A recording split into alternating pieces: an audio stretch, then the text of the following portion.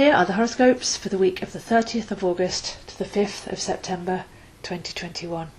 So Mercury's moved into Libra and will be entering the first phase of the retrograde next week as Mercury moves over the 10-degree mark, and from the 7th of September to the 26th of September we're in the awareness phase. So with Mercury being our processing mind, our eyes and ears, keep everything open from next week onwards, but we might start to feel some of that more awkward energy really. It's not to be grumbled about, but if things don't start to flow quite as much as you'd wish, then obviously Libra is a very flowing sign, quite a sociable sign. So we may start to feel even a week early some of the more social or creative aspects of our lives being turned around. But then of course there'd be the opportunity to have great creative inspiration coming from a deeper place, to break patterns, to break habits, and to make all the necessary changes so that we can take the benefit of the retrograde, as each one has its necessary lessons and rewards. So flow, creativity, sociability, partnerships even, anything to do with creating balance and harmony. That's going to be a big theme of this month and next. I'm going to start to hear that whisper on the breeze as it comes into effect. Phase 1 next week. When it comes to communication, you can listen between the words or to the tone of the words, listen from the heart, and this could really improve our relating with others. Focus on how we feel as we're interacting with people and create some peace and space in the middle ground. This is quite an active week with a lot of things going on at the new moon. There's a build-up. So our main aspect that's coming in for Monday, Tuesday, Wednesday is Mars opposite Neptune. Neptune can be hidden behind the veils. It's beyond the senses. It's the subconscious. It's everything that's just that little bit out of reach. And yet with Mars opposition, that's like shining a laser pen through the veil. So quite often this can be a time of revelation. Things come out from behind the curtain or underneath the water for cleansing, for revelation, for awareness. So this is going to be a great week for us to be able to use our discernment, which is Virgo, and stay connected to our internal compass, which is Pisces. So Virgo Pisces in itself is a very interesting axis, as Virgo is more like the conscious mind and Pisces the subconscious waters. So to have these oppositions going across that axis will mean that we've got rare glimpses into the subconscious realms, and I feel that there could be some very vivid messaging coming through dreams as well. So connecting to our dreams, connecting to our intuition, learning to trust our sensory knowing, and harnessing the mind so that can work in a positive way would be to allow something to come up, whether it's a feeling, a dream, a memory, and then be able to assess the message in that using the sharp sword of the mind. As we approach the new moon, we've got a chance to let go in the dark moon phases of anything that we don't want to take forwards. And with the Virgo energies, this is going to be things like being too busy, preoccupied, over-responsible, over-servile to others, outwardly focused, in the head, anxious, thinking about the past or the future, not being present. All of the Virgo aspects that I was talking about in Transcending the Negative Mind, Virgo edition.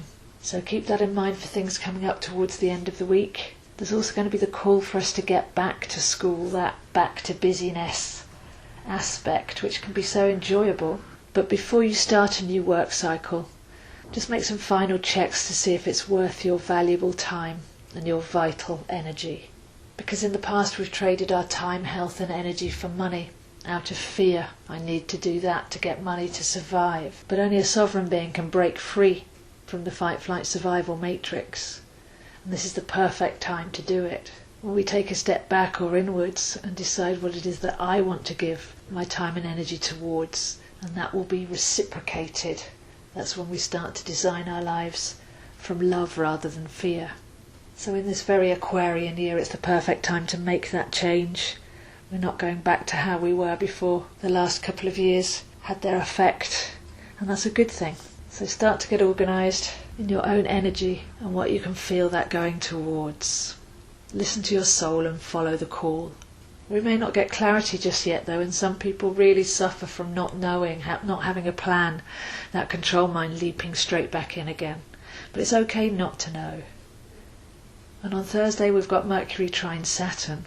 So we can start by just deciding to make decisions that support our vision and purpose. Make that conscious decision. But also just, if you don't know, if you can't see which way you're going, then ask to be shown. There's a gentle guidance system.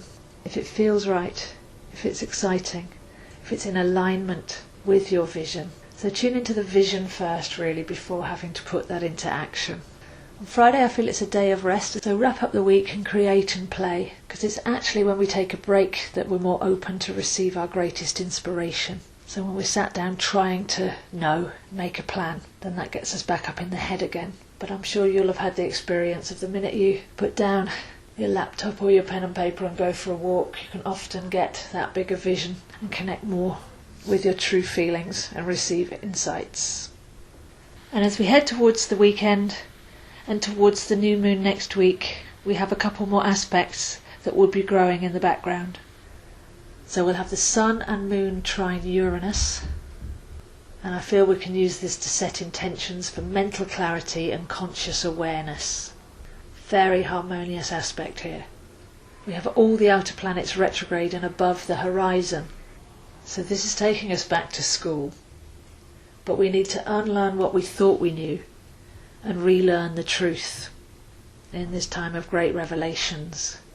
Being able to take on new information, being able to change our mind, being able to integrate and adjust. Got Venus trine Jupiter, which can expand and broadcast the frequency that you hold dear in your heart. So there's a real need for having a clean heart, being responsible and sovereign to your frequency so that it can be expanded and broadcast, as that's where you'll be manifesting from. And then we have Mars trine Pluto, which activates our potential. Here we can dig deep and discover the mysteries of the secrets of life.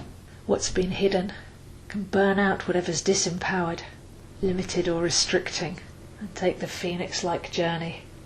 As Mars and Pluto both have a great fiery rebirth energy. And altogether this is very transcendental energy for anybody who does wish to rise up.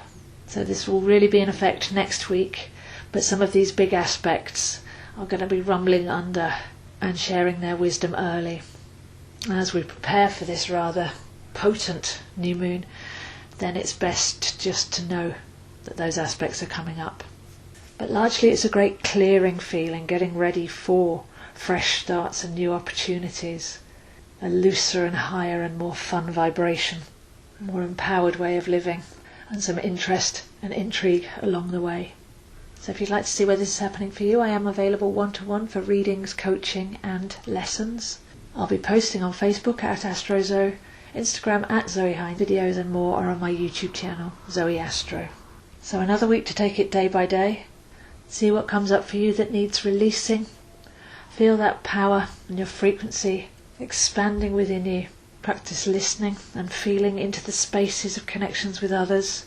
Focus on your vision rather than the detail, as things will become clear as we go along. This does feel like a lot of fresh starts are just on the horizon now, so it's time to get ready. So those are the horoscopes this week, and I'll see you next week.